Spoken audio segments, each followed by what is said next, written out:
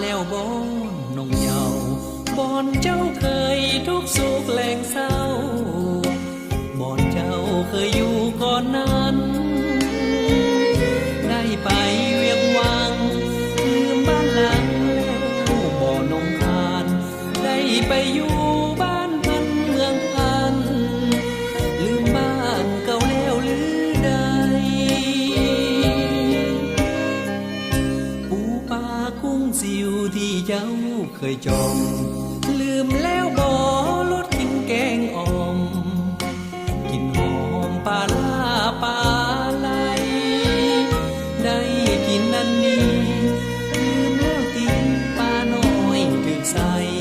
ได้กินปลาทะเลกุ้งใหญ่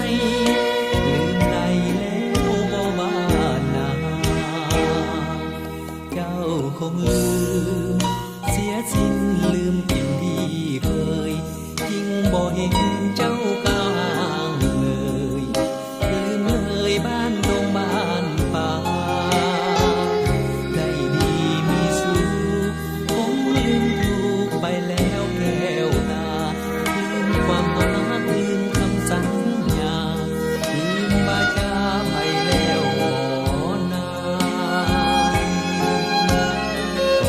แดนดงบ้านป่าที่เจ้าเคยครองไป